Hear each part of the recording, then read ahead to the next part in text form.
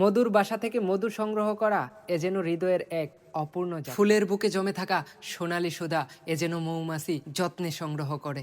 তেমনি প্রকৃতির কোলে জন্ম নেওয়া এই মধু মানুষের জীবনে এনে দেয় স্বাদ, সুস্থতা আর প্রশান্তির স্নিগ্ধ। প্রতিটা ফোঁটা মধুর পিছনে লুকিয়ে আছে হাজারো ফুলের ভালোবাসা আর পরিশ্রমের গল্প। এই ভিডিওতে দেখবেন কিভাবে ভালোবাসার ধৈর্য, দক্ষতার মাধ্যমে সংগ্রহ করা হয় খাঁটি মধু, প্রাকৃতিক এক অমূল্য উপহার। মধু সংগ্রহের জন্য আমরা রওনা দেব। তার আগে আমরা ধোয়ার ব্যবস্থাটা করে নিলাম, কারণ ধোয়াটা অত্যন্ত জরুরি, নাইলে মৌমাছি তাড়ানোটা সম্ভব হয় না। তাই ধোয়ার ব্যবস্থাটা সর্বপ্রথম করে নিলাম। তাহলে চলুন আমরা এখন মৌমাছির বাসার দিকে যাই। তো আল্লাহর নাম নিয়ে আস্তে আস্তে ধোয়ার পাত্রটা হাতে নিয়ে আমি মৌমাছির বাসার দিকে রওনা দিলাম। আমার সাথে আরো দুজন ভাই আছে, তাদের দেশ হচ্ছে মিশর, তাদেরকে মিশরি বলেই ডাকি। তো অবশ্যই তাদেরকেও দেখতে পারবেন।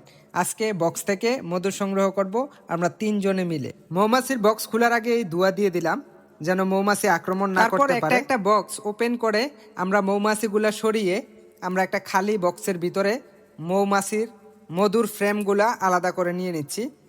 তো এই জায়গাতে আমরা আলাদা করে নিয়ে নেব। প্রত্যেকটা বক্স ওপেন করার পরে প্রত্যেকটা বক্স থেকে মধুর যে ফ্রেমগুলো আছে এই ফ্রেমগুলো আলাদা করে নেব মৌমাছিগুলা তাড়িয়ে। তারপরে আমরা এটাকে নিয়ে যাব অন্য আরেকটা জায়গায়। এই ফ্রেম থেকে কিভাবে মৌমাছি বক্স থেকে ফ্রেমগুলো নিয়ে আসছি, নিয়ে আসার পরে এগুলাকে ভালোভাবে পরিষ্কার করতেছি। পরিষ্কার করার পরে এখন যেটা করব সেটা হচ্ছে আমরা এটাকে মেশিনে দেব। মধুর ফ্রেমগুলা মেশিনে দেওয়ার আগে মেশিনটা একটু দেখিয়ে দিই যে কিভাবে ফ্রেমগুলা মেশিনে বসাতে হয়। এই মেশিনটার ভিতরে একসাথে মধুর ফ্রেম 12টা দেওয়া যায়। আমাদের মধুর ফ্রেম যেহেতু বেশি, আমরা 12টা করেই মেশিনের ভিতরে দিয়ে দেব। দেওয়া শেষ হলে তারপরে আমরা সুইচ অন করে মেশিনটা চালিয়ে দেব। এই যে সুইচ অন করে দিলাম, মেশিন চলতেছে। আমরা উপরের গ্লাসটুকু লাগিয়ে দেব। বাস লাগিয়ে দিলাম, এখন আমাদের কাজ শেষ। তারপর আমরা সাদা একটা কাপড় নিয়ে নিলাম, একদম পরিষ্কার, একদম সুতি কাপড় নিয়ে নিলাম। আর এটা আমরা একটা বালতির মধ্যে বেঁধে দেব।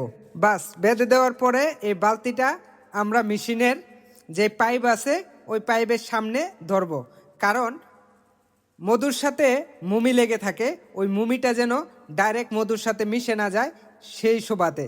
দেখতেই পাচ্ছেন আপনারা কত সুন্দর, একদম অথেন্টিক অরিজিনাল। সুবহানাল্লাহ, দেখতেই পাচ্ছেন আপনারা কত সুন্দর আল্লাহর সৃষ্টির নিয়ামত। সুবহানাল্লাহ, একদম অরিজিনাল মধু। এই যে পড়তেছে, দেখেই মনে করেন জিহ্বায় জল এসে যায়, যেমন মুখে না দিয়ে আর থাকাই যাচ্ছে না। আল্লাহর নিয়ামত অস্বীকার করার মতো কোনো সোর্স নেই। আলহামদুলিল্লাহ, আলহামদুলিল্লাহ, আলহামদুলিল্লাহ। তো এগুলা আমরা শুধু নিজে খাবারের জন্য না, এগুলো আমরা বিভিন্ন মার্কেটে বিভিন্ন জায়গায় সেল দিয়ে মেশিন থেকে মধু বালতিতে নেওয়ার পরে তারপরে আমরা বোতলজাত করি। দেখতেই পাচ্ছেন কাচের সচ্ছল একদম ভালো বোতলে আমরা আমাদের মধুগুলাকে সুন্দরভাবে প্যাকেটিংজাত করি। আর এগুলা বিভিন্ন মার্কেটে আমরা তিনটা সাইজে প্যাকেটিংটা করে থাকি, 250 মিলি, 500 মিলি, 1000 মিলি। তো আমরা এই 3 সাইজেই প্যাকেটিংজাত করে বিভিন্ন মার্কেটে বিভিন্ন কাস্টমারের কাছে হোম ডেলিভারি দিয়ে থাকি। তো অবশ্যই আমার পেজটাকে ফলো করে রাখবেন, আপনার মূল্যবান কমেন্ট করবেন, আর আপনার মূল্যবান কমেন্টই হবে আমার আগামী ভিডিও বানানোর অনুপ্রেরণা।